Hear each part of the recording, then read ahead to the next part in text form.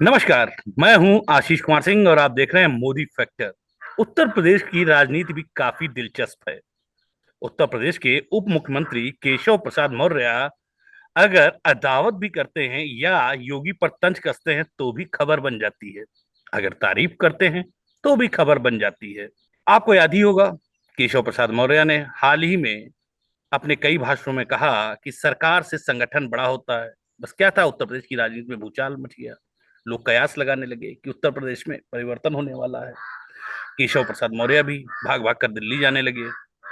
एक तरीके से उत्तर प्रदेश में बीजेपी में सब कुछ ठीक नहीं चल रहा, ये संदेशा चला गया जनता के बीच में। फिर देखिए, समय पलटा खाता है। अभी हाल ही में मिर्जापुर में केशव प्रसाद मौर्य एक भाषण दे रहे होते हैं और वहां से वो बोलते हैं कि स्वतंत्र भारत की सबसे अच्छी अगर सरकार कहीं चल रही है तो उत्तर प्रदेश में चल रही है और देश का जो सबसे अच्छा मुख्यमंत्री है वो योगी आदित्यनाथ है। फिर क्या था, विपक्ष बुरी तरीके से केशव प्रसाद मौर्य के ऊपर पिल पड़ा। हमारे साथ है मुकुल उपाध्याय, भाजपा पर पैनी अपनी निगाह रखते हैं, जानने की कोशिश करते हैं। मुकुल त्रिपाठी। मुकुल भाई, माफ कीजिएगा, मुकुल त्रिपाठी जी। मुकुल भाई, आप ये हमको जरा सा बताएंगे, आखिर जो केशव प्रसाद मौर्य ने खुले दिल से तारीफ की है उसके मायने क्या है? पिछले 7 साल से ये इनको कुछ उम्मीद थी कि शायद कभी मेरा भी वक्त आएगा। और जिस तरह से ये अध्यक्ष होते इन्होंने बीजेपी को जिताया, यूपी में सरकार बनाई, अखिलेश की सरकार गई, तो जाहिर बात है कोई मेहनत करता है। अध्यक्ष जी के रूप में इन्होंने बड़ा अच्छा कार्य किया संगठन का। इनको पहले भी मैं बता चुका, बहुत अच्छा अनुभव है इनको संगठन का। तो इनको ये उम्मीद थी कि मुझे कुछ बड़े पद से, मुख्यमंत्री मैं सीधे बोल दूं, पद से मुझे नवाजा जाएगा। लेकिन वही संघ और जो अदर एक्टिविटीज, जो भी अलग ताकतें थी, उन्होंने इनको दरकिनार करते हुए योगी जी को चुना। मनोज सिन्हा का भी नाम आया और भी तरह तरह उस वक्त नाम आ रहे थे। लेकिन फाइनली जब योगी जी का नाम आया तो योगी और इनकी अदावत आज से नहीं, पुरानी चल रही है और तभी से शुरू थी। और इनको जो हलकों में कहा जाता है यहाँ पे, कि राजनीतिक हलकों में, कि इनको लॉलीपॉप एक पकड़ा दिया गया। एक प्रदेश से अध्यक्ष बने रहते तो शायद एक डिग्निटी रहती, लेकिन योगी के नीचे आने पे इनको थोड़ा अपमानजनक एक लगा। और वो इनके कार्यकर्ता भी कहते हैं, क्योंकि काफी लोगों से मेरी बातचीत होती है, तो ये कभी खुश इस सरकार से नहीं थे कि मुझे जिस तरह का मुझे सम्मान दिया गया। ले दे के दूसरी बार में इनके साथ और एक ड्रॉबैक आया, कि जो ये अपनी सीट हार गए और समाजवादी पार्टी को सीट मिल गई। तो चीजें इनके खिलाफ होती चली गई। अब इनको मौका मिला 2024 लोकसभा में। अचानक से इन्होंने देखा कि अब तो योगी जी की इतनी बुरी परफॉर्मेंस रही है, और जो संगठन की रिपोर्ट आई है, जो पार्टी को रिपोर्ट सौंपी गई है, उसमें प्रशासन एकदम कार्यकर्ता, बीजेपी के जो लोग हैं उनके खिलाफ प्रशासन काम कर रहा था, इस तरह के आरोप लगे। तो इनको ये उम्मीद जगी कि हो सकता है उधर। याद होगा कि केजरीवाल ने भी एक डायलॉग मार दिया था अपने बयान में। केजरीवाल ने बोल दिया था कि योगी जी को बदला जाएगा। तो वो सब चीजें होते हुए इनको एक उम्मीद जगी। और जाहिर बात है कि ऊपर कोई ऐसा बैठा होगा, ये ऐसे तो कोई इस पद का आदमी और इतनी राजनीतिक इनकी जो एक इतिहास है उस पर ऐसा नहीं कदम उठाएगा। इनको कहीं ना कहीं से ऊपर सांत्वना, एक एक विश्वास मिल रहा होगा कि तुम आगे प्रयास करो, हम देखते हैं। लेकिन वो सारी चीजें इनकी खत्म हो गई। अब जब 10 विधानसभा उपचुनाव होने हैं, जो विधायक जीत के सांसद बने हैं, उसका आंकड़ा देखो तो आंकड़े में अब बीजेपी के लिए ये करो या मरो वाली स्थिति आ गई है। अगर ये स्थिति ऐसी ही चलती है, और मान लो जो इस वक्त रिपोर्ट बता रही है कि एनडीए और बीजेपी में कांटे की लड़ाई है, और पहली बार मायावती उपचुनाव लड़ रही है, तो ये एक नया ट्विस्ट आ गया है कि अगर वो 10-10 हजार, 15-15 हजार वोट भी काट ले गई मायावती के, जितने वो हैं, तो किसकी तरफ कौन ऊंट किस करवट बैठेगा, ये बड़े बड़े पंडित नहीं बता रहे, राजनीतिक जो जानकार है वो नहीं बता पा रहे हैं। गाजियाबाद हो गई, खैर हो गई, इन जगहों पे माना जा सकता है कि बीजेपी बहुत मजबूत है। उसको इतनी जल्दी उसको हराया नहीं जा सकता। वहीं दूसरी तरफ बीजेपी के जो सहयोगी दल है, वो अलग उम्मीद बनाए बैठे हैं कि हमको इसमें से 2-3 सीटें मिल जाएं, जो बीजेपी देना नहीं चाहती है। और उसी सब का फायदा विपक्ष उठा रहा है। तो ये चीजें हैं जी। हाँ मुझको भाई एक चीज नहीं समझ में आती है कि जैसे अगर देखा जाए उत्तर प्रदेश में केशव प्रसाद मौर्य और अखिलेश यादव के जो एक दूसरे के ऊपर कटाक्ष चलते रहते हैं वो ना खत्म होने वाले होते हैं। और अगर देखा जाए कि अखिलेश यादव उतना योगी ये जी सब पर भी रहता है। हमला नहीं करते हैं जितना केशव प्रसाद मौर्य पर हमला करते हैं। जैसे ही केशव प्रसाद मौर्य ने तारीफ की कि और अखिलेश यादव ने तुरंत ट्वीट कर दिया कि इसका मतलब है मुख्यमंत्री भी काम नहीं कर रहे, अगर वो काम कर रहे हैं तो ये दो नाकाम मुख्यमंत्री उप मुख्यमंत्री क्यों रखे हुए हैं। सीधा सा हमला करना था, केशव प्रसाद ने भी पलटवार कर दिया। ये जो अदावत है, ये किस तरीके की अदावत है अखिलेश यादव और इनके बीच में, केशव प्रसाद मौर्य के बीच में? देखो देखो, अखिलेश यादव चूंकि समाजवादी पार्टी और तुम एक बार कहो पीडीए गठबंधन, जो इनका वर्ड है पीडीए, उसको किसी भी तरह से ऊपर लाके, और सबसे ज्यादा चाहते हैं कि किसी भी तरह जो काम एक कहा जाता है कि बीजेपी तोड़ो और राज करो वाला, तोड़ो फोड़ो और राज करो वाला है, वैसे ही अखिलेश उस लाइन पे चल रहा है कि हम दोनों के बीच में कोई भी चीज सामान्य होने ना दे। ऐसा डायलॉग मार दे कि जिससे वो कोई डायलॉग, वो कुछ हमारा जवाब दे और वो विवाद बढ़े, तो बीजेपी एकजुट रहे, तो ये तो कोई नहीं चाहेगा ना, खासकर विरोधी। तो विरोधियों को तो आपस में लड़ाने का मौका चाहिए, चाहिए कि बीजेपी में चीफ मिनिस्टर और डिप्टी चीफ मिनिस्टर एक ना होने पाए। और इसके पीछे वजह है, अब जो सीटें देखो, तुम जानते हो कि 30 कैबिनेट मिनिस्टर को 10 सीटों के लिए लड़ाया गया है, बुलाया गया है कि आप जा जाके दो दो तीन तीन आदमी फेंक देगा। तो क्या कहते हैं, सबको बताया गया है कि आप जाके वहां पे एक प्रभार संभालिए। तब केशव मौर्य थे नहीं, तब वो दिल्ली में थे जब ये बैठक हो रही थी।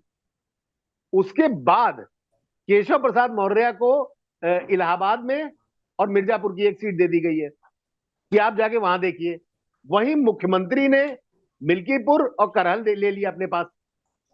अब यहां पे देखिए, अब एक अपनी इंटरनल लड़ाई है जो दिखती नहीं आंख से, लेकिन इसके जो संदेश है वो सब समझ रहे हैं कि जाइए, आप अपना चुनाव तो हार चुके थे, अब जाइए आप as a deputy chief minister, देखिए वहां पे क्या आप जिता के लाते हैं। और विश्वास मानो, दोनों बहुत बहुत ही फंसी हुई सीटें हैं।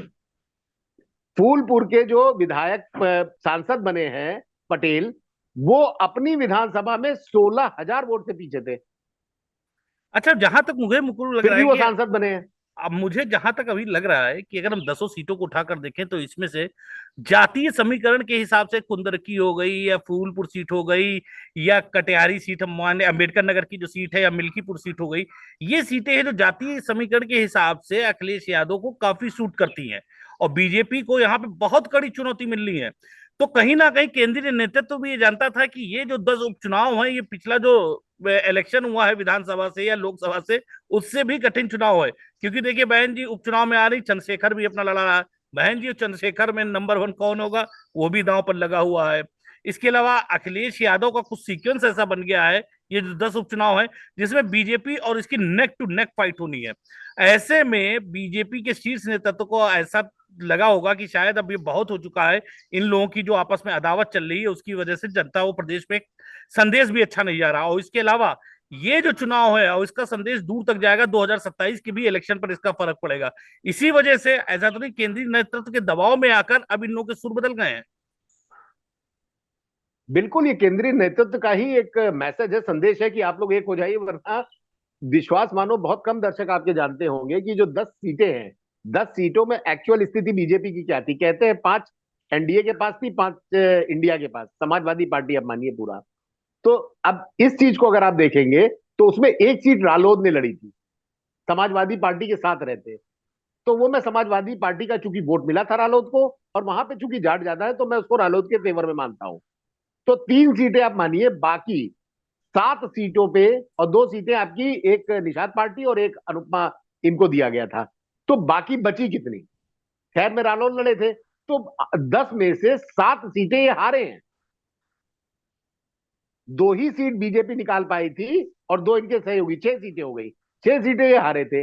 अगर अब ये अपने सहयोगियों का साथ नहीं लेते और अकेले लड़ते हैं, तो अब एक सामान्य दर्शक भी समझ जाएगा इस चीज को कि कितनी बड़ी फाइट होगी। कि कहां आपका जो स्कोर था वो 6-10 था, 4-10 था। आप इसमें 2, आप 3 आपके 5 और 10 के हिसाब से हुआ। तो 10 पे आप लड़े, 5 जीते। और वहीं स्ट्राइक रेट एसपी का क्या है, इन चुनाव की बात कर रहा हूं, 5 आउट ऑफ 5।